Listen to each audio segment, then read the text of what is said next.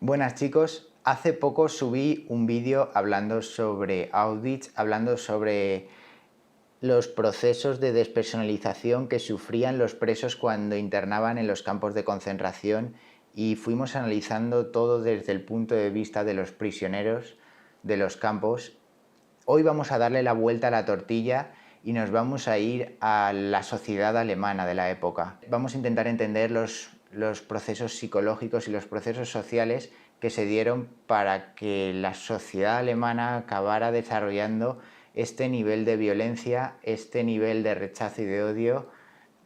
frente a gente de otras razas. Dividiré este vídeo en dos porque es un vídeo bastante potente para un poco organizar mejor los conceptos que voy a ir desarrollando. Así que nada, espero que lo disfrutéis, chicos.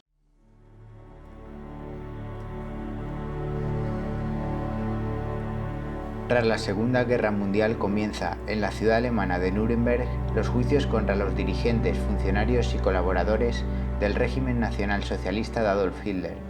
por los diferentes crímenes y abusos contra la humanidad cometidos fuera del campo de batalla, como en campos de concentración, guetos, etc. La pregunta entonces empieza a surgir: ¿cómo la sociedad alemana, que a pesar de venir de una fuerte crisis económica contaba por aquella época con la infraestructura educativa y sanitaria más potente de Europa, como siendo el país con el nivel cultural en muchos sentidos más alto del continente, habían llegado a ser capaces de ejercer ese nivel de violencia, crueldad y rechazo hacia otras personas? ¿Cómo supuestamente personas tan formadas e integradas socialmente habían participado de este genocidio? Panaderos, conductores de tranvía, abogados, médicos, profesores, ciudadanos integrados, gente que tenía en sus familias, sus hijos, que luego pasaron en tiempos de guerra a ocupar cargos militares o formar parte del sistema y la organización nazi, habían llegado a empuñar armas y a matar a adultos, niños, ancianos o a asear a gente en los campos de concentración. Esta fue una de las cuestiones investigadas tras la Segunda Guerra Mundial y por la cual reunieron a muchos de los mejores psicólogos de la época, porque querían entender los procesos psicológicos, los procesos de influencia social por los cuales la sociedad alemana había acabado desarrollando todo este odio y todas estas acciones de violencia que llevaron a cabo durante la Segunda Guerra Mundial. Hoy no voy a hablar de la sociedad alemana en sí, aunque obviamente sí que voy a estar haciéndole referencia porque vamos a analizar ese contexto histórico, pero voy a hablar de ti y voy a hablar de mí, voy a hablar de procesos psicológicos y de ciertos factores que se dan en todos los seres humanos, tanto los alemanes como nosotros, como los romanos, como los egipcios, como civilizaciones de distintas épocas y muy separadas en el mundo, comparten todos estos patrones psicológicos que vamos a ir analizando, por lo cual dejemos de lado estos discursos moralistas con los cuales muchas veces analizamos determinadas situaciones, determinados contextos históricos. Dejemos esto de lado, porque cualquier persona que hubiese nacido en la Alemania nazi y hubiese adoptado obviamente todas las creencias de esa época, hubiese adoptado todos los comportamientos de esa época y hubiese acabado haciendo las mismas cosas que hicieron ellos. Entonces quiero que lo analicemos de forma fría, dejemos determinados prejuicios de lado y vayamos a entender a fondo cómo funciona el comportamiento humano y cómo funcionamos nosotros también. Bien, para entender esto primero tenemos que entender 4 aspectos fundamentales en el ser humano. 2 de ellos hacen referencia a características individuales humanas como son la empatía y la agresividad, y otros 2 hacen referencia a procesos psicológicos que aparecen en nuestra vida en sociedad, en grupo, que son la moralidad y el tabú. Bien, la primera pregunta que hay que abordar es: ¿eran todos los alemanes unos psicópatas y unos sociópatas con incapacidad de establecer empatía emocional hacia otras personas? Pues la respuesta es no. O sea, eran personas que tenían sentimientos afectivos con sus hijos, con sus familias, con sus amigos. Obviamente habrían personas con actitudes psicópatas dentro de los alemanes, al igual que a día de hoy se calcula un gran porcentaje de la población con rasgos psicópatas. Pero era un mínimo, por lo cual no podemos atender a este factor para intentar explicar ciertas conductas. Pero entonces, ¿por qué se generaba esta falta de empatía, este rechazo, este odio de muchos alemanes hacia los judíos, hacia los gitanos, hacia gente de otras razas? Pues la verdad es que aquí existían una gran cantidad de factores que bloqueaban este proceso de empatía de los propios nazis hacia grupos sociales distintos a ellos. Y esto es una tendencia innata en los seres humanos. Por ejemplo, existe empatía cuando miles de personas bombardean con mensajes de odio, incluso con amenazas por redes sociales a personajes públicos porque han dicho determinadas cosas que están fuera de determinada corriente ideológica o han tocado determinados aspectos polémicos. Existe empatía cuando gente con distintas ideologías políticas se enfrenta o discute con otras personas. Solo hace falta entrar en Twitter, solo hace falta buscar en redes sociales y ver cómo distintas personas, unas defensoras de movimientos como el feminismo, otras defensoras del aborto, otras defensoras del animalismo, entrar en esas discusiones y ver el linchamiento que hay entre unos y otros, ver esa carga de agresividad y odio en cada uno de los mensajes, no es algo que denote excesiva empatía con la otra persona. O existe empatía cuando hooligans de diferentes equipos, de diferentes selecciones se lían después del partido a hostias, o existe empatía cuando una persona racista intenta humillar o intenta echar de menos a una persona de otra raza, o existe empatía cuando una persona homófoba insulta o intenta agredir a alguien homosexual. Por supuesto que no existe empatía entre estas personas adscritas a diferentes posturas ideológicas o a diferentes equipos de fútbol o a diferentes nacionalidades. A día de hoy en nuestra sociedad nos hemos criado en tiempos de paz. El conflicto y la violencia normalmente se concentra en el anonimato de las redes sociales, que sirven como pretexto, sirven como campo de batalla para de alguna forma redirigir nuestra conducta agresiva que tanto se castiga a nivel social y que se ha vuelto, por ejemplo, un tabú, que luego hablaré sobre el tema de los tabús. Utilizar la violencia como solución de algo, esto hace unos años no era así, y en otras muchas sociedades a día de hoy no es así, pero en nuestra sociedad sí. Entonces, de alguna forma, toda esta violencia, todo este odio se enfoca muchas veces desde detrás de la pantalla, y también hemos desarrollado cierto miedo y cierto rechazo al conflicto directo. Esto simplemente hace que muchas personas repriman este odio y este rechazo de cara a la galería, pero luego en redes sociales, en internet, está más que demostrado cómo, por ejemplo, en un montón de cosas que nos reprimimos, se acaba descargando ahí todo eso que no soltamos fuera. Pues ahora traslademos esto a la sociedad alemana. Imaginemos que no hubiesen leyes que penasen las conductas agresivas hacia grupos ideológicos, ya sea por ideología o por raza o por religión o por lo que fuese, distintos al nuestro. Además, imaginaos que se nos hubiese educado con determinados valores militares y que la violencia hacia estos grupos fuese algo lícito, no fuese algo tabú. Y por último y más importante, imaginaos que nuestra moralidad y nuestra ideología como sociedad respaldase estas acciones de violencia contra gente de otras razas. Bien, para entender esto situémonos un poco. Alemania, años 30, acaban de perder la Primera Guerra Mundial con el conflicto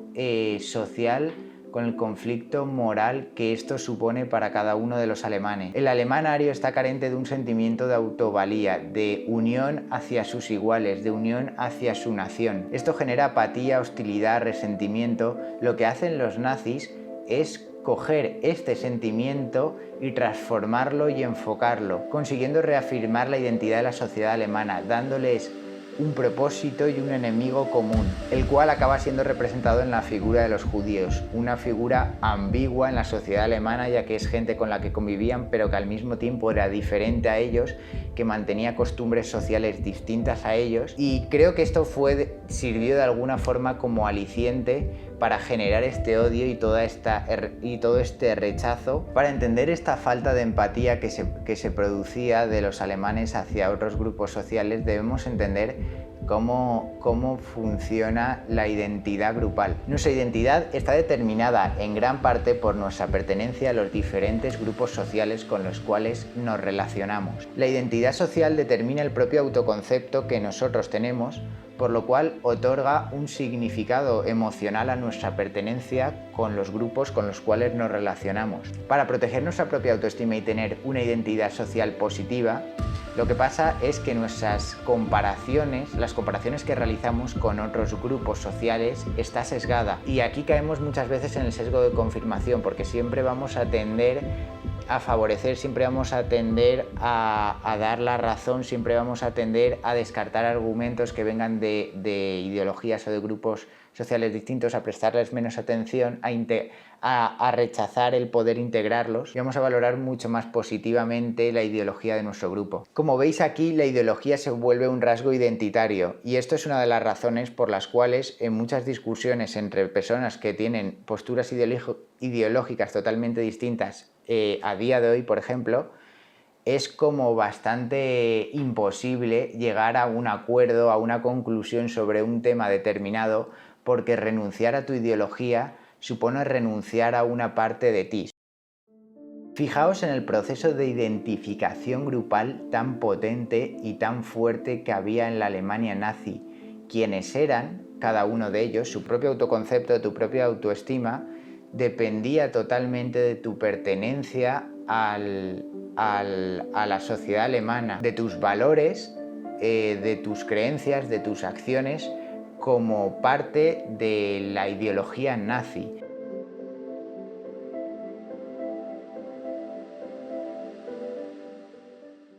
Pero para que veáis cómo al final este proceso de identificación que todos necesitamos, a día de hoy unos se adscriben a un partido, unos se adscriben a una ideología, unos se adscriben a una corriente psicológica, otros o sea, al final todos buscamos reflejarnos en un espejo de algún grupo social que nos devuelva una imagen bonita y una imagen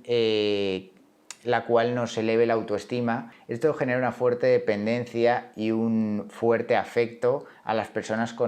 que forman parte de tu grupo social, obviamente. Para intentar pensar en esto tenéis que imaginaros que vosotros hubieseis nacido en esta época. Todas las personas que conocéis en el mundo, las que más queréis, tus padres, tus amigos, profesores, te transmiten y generan en ti todo tipo de creencias, experiencias, emociones con las cuales juzgas el mundo. Ellos son para ti el pilar de tu vida, tu felicidad y tu bienestar depende de ellos. Obviamente, todo lo que fuesen personas distintas o que representasen ideologías contrarias a las que todas las personas que tú quieres, toda tu familia y todos tus amigos te han inculcado, eran enemigos y te provocaban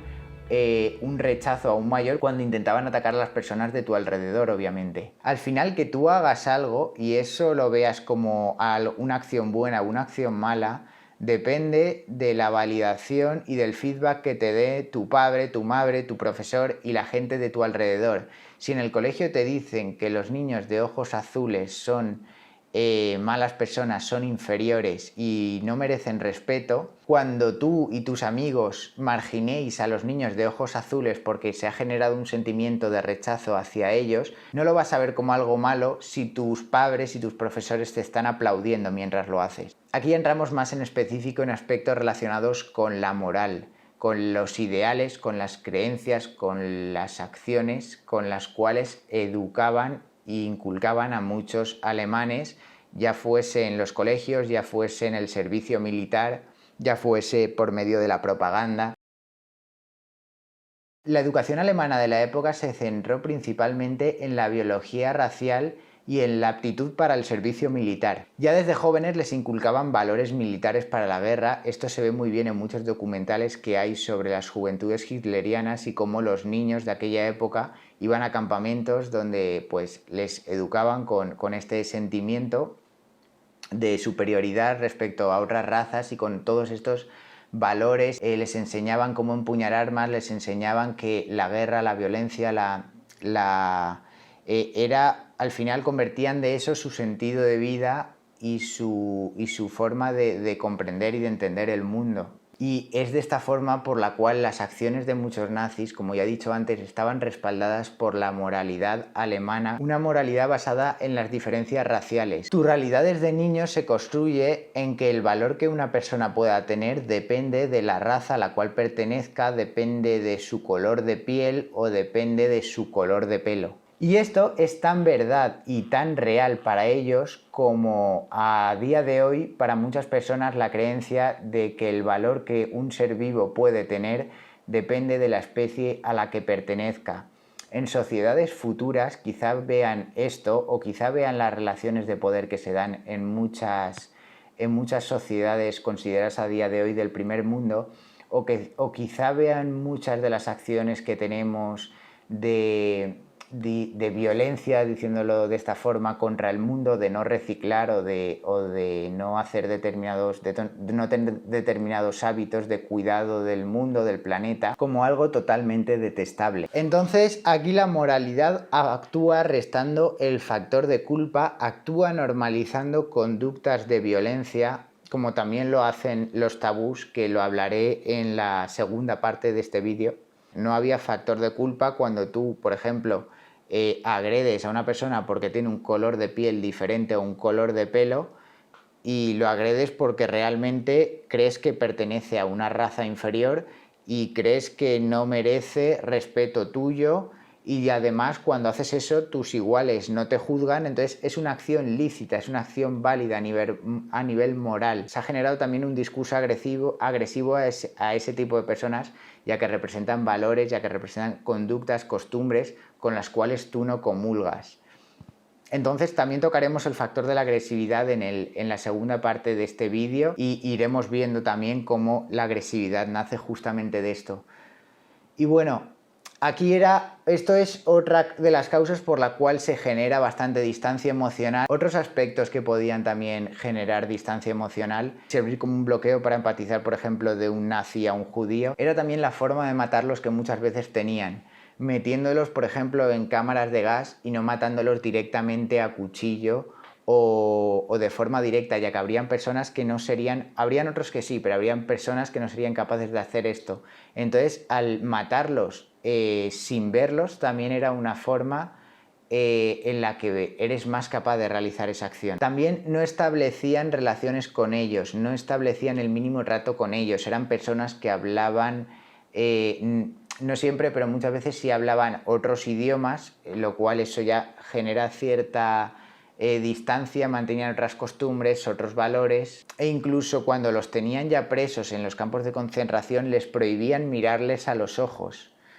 Yo creo que esto de alguna forma es un síntoma de ese rechazo a mantener cualquier contacto, ya que si no eres un psicópata sí que puedes establecer cierto nivel de empatía, porque al final la empatía es algo muy instintivo y natural que tiene muchísimas funciones y todo el mundo cuenta con ella.